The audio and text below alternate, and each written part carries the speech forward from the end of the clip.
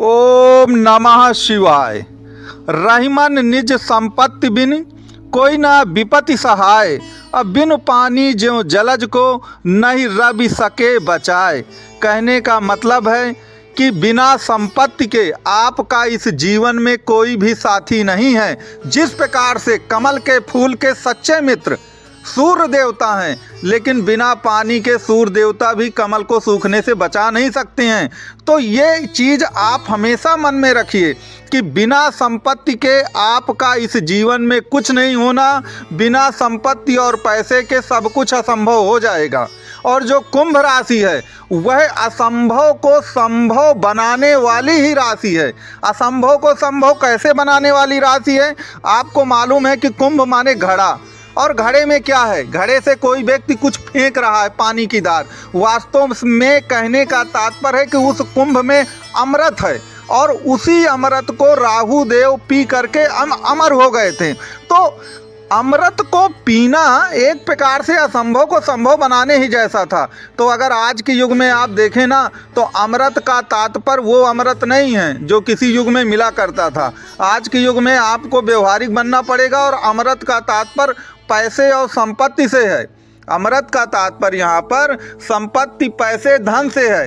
अगर आपके पास वो है संपत्ति, पैसा, धन, तो आप हर असंभव को संभव बना लेंगे। और अगर आपके पास ये नहीं है तो फिर याद रखिए, आप बड़ी बड़ी नैतिक बातें करते रहेंगे, इंसानियत की बातें करेंगे। इसने मुझको धोखा दिया, उसने मेरे लिए ये नहीं किया, मेरी तो किस्मत खराब है, ये राजनीति बेकार है, नेतागण बेकार है, दुनिया को दोष आप देखते रहेंगे। लेकिन इससे कुछ भी होने वाला नहीं है।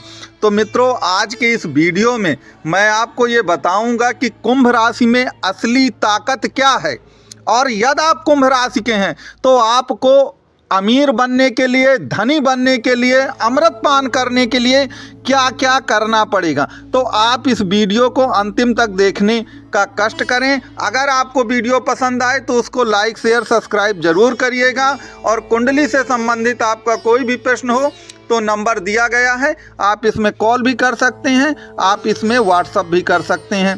तो मित्रों, आपको ये मालूम है कि जो कुंभ है, घड़ा है। अगर पुराने ज़माने में आप देखें तो अब तो फ्रिज चल गए हैं, नहीं पहले घड़े में ही पानी रखा जाता था। तो घड़ा एक प्रकार से ठंडेपन का प्रतीक है। तो आप याद रखिए कि जीवन में संपत्ति कौन कमाता है?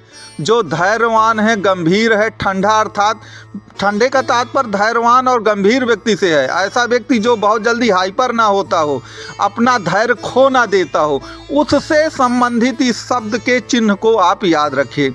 और असंभव को संभव आप कैसे बनाएंगे? असंभव को संभव तो वही बनाएगा ना जो अपना जोखिम इस तरह लेगा कि उसमें जान जाने की भी एक प्रकार से वो है कि जान भी जा सकती है, या आप रोड पे भी आ सकते हैं। एक उदाहरण देखिए कि राहु महाराज को अमृत पीना था, राहु देव को अमृत पीना था। उनको मालूम था कि अगर ईश्वर विष्णु देवता ये जान जाएंगे तो अपना सुदर्शन चक्र चला ही देंगे, लेकिन उनको तो अमृत पीना। उन्होंने जीवन का कितना बड़ा रिस्क लिया। तो आप इससे ये मत सीखिए कि किसी ने क्या चालाकी की, आप इससे ये सीखने की कोशिश कीजिए कि कुंभ राशि ये बताती है कि अगर आपको अपने लक्ष्य को पाना है तो आपको बड़े से बड़ा जोखिम उठाना ही पड़ेगा। आपको बड़े से बड़ा जोखिम उठाना है। कुंभ राशि इसका प्रतीक है। याद रखें, कुंभ राशि को आप देखें तो मंगल और राहु के नक्षत्रों से मिलकर बनती है। तो मंगल क्या है? मंगल का घनिष्ठा नक्षत्र है। मंगल साहस, धैर्य, पराक्रम, बलवान और शक्तिशाली होने के प्रतीक हैं। तो वह शक्ति इस राशि में है। दूसरे नंबर पे राहु का, आप मालूम है कि राहु की कोई राशि नहीं होती, और उसका जो सर्वश्रेष्ठ नक्षत्र है शतभिषा जो नक्षत्र है, जिसे सत्यतारिका भी कहते हैं, वह नक्षत्र जो है वह आपकी कुंभ राशि में ही आता है। वह आपके कुंभ राशि में आता है। और आपको तो मालूम है कि राहु देव जो हैं उनमें अपार शक्ति है। भाई, सूर्य और चंद्रमा से टक्कर कौन लेता है? ग्रहण दोष कौन लगाता है? वह तो राहु देव ही लगाते हैं ना। राहु देव के सिवा दूसरा कोई नहीं लगाता ना। तो आपको इस बात को याद रखना है कि राहु देव ही कुंभ राशि में आपका बेड़ा पार करेंगे। बस आपको करना क्या है कि आप एक काम करिए कि आप अपनी कुंडली को खोल के देखिए।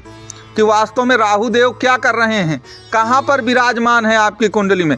अगर आपके राहु देव अष्टम और 12वें भाव में नहीं है, अन्य किसी भी भाव में है, तो मान करके चलिए कि आपको आगे बढ़ने से कोई नहीं रोक पाएगा।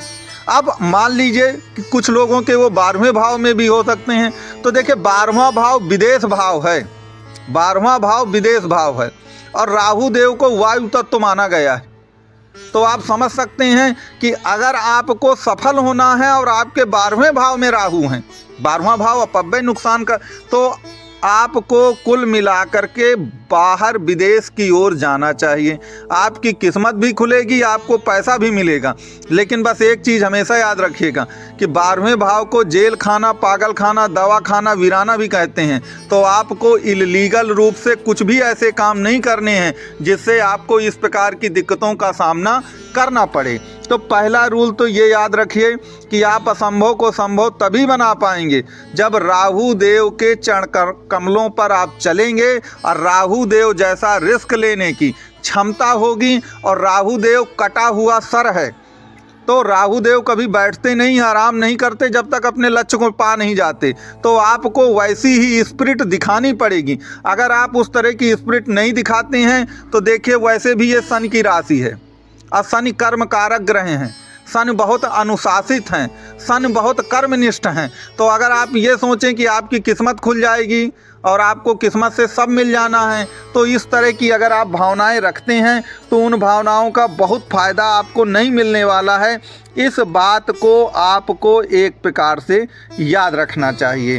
तो कहने का तात्पर्य ये है कि राहु देव आपकी नैया पार जरूर करेंगे। यहाँ पर एक बात और याद रखिएगा कि अभी राहु आपके मीन राशि में चल रहे हैं, द्वितीय भाव पर, और शनि कुंभ राशि में है। और अगले वर्ष राहु आपके कुंभ राशि में आ जाएंगे और शनि मीन राशि में चले जाएंगे। कहने का तात्पर्य है कि राहु और शनि दोनों अपना स्थान परिवर्तन करेंगे।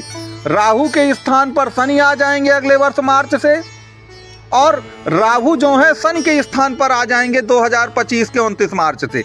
तो कहने का तात्पर्य कि राहु और शनि का ये जो राशि परिवर्तन तो नहीं, स्थान परिवर्तन जो हो रहा है, यह स्थान परिवर्तन भी आपको जीवन में बुलंदियों तक पहुंचाएगा और हर असंभव काम को संभव करके दिखाएगा। क्योंकि आपकी कुंडली का जो मेन फोर्स है, मेन पावर है, वह राहु और शनि में ही निहित है, दूसरे ग्रहों में निहित नहीं है। और राहु और शनि ही ऐसे ग्रह हैं जो असंभव को संभव बना देते हैं। राहु और शनि ही ऐसे ग्रह हैं जो पूर्ण रूप से असंभव को संभव बनाएंगे। तो ये वर्ष तो आपके लिए अच्छा है ही, अगले वर्ष में जब परिवर्तन होगा तो वह आपके लिए, राहु और शनि का परिवर्तन भी आपके लिए बहुत अच्छा रहेगा। आपको वीडियो कैसा लगा जरूर बताइए।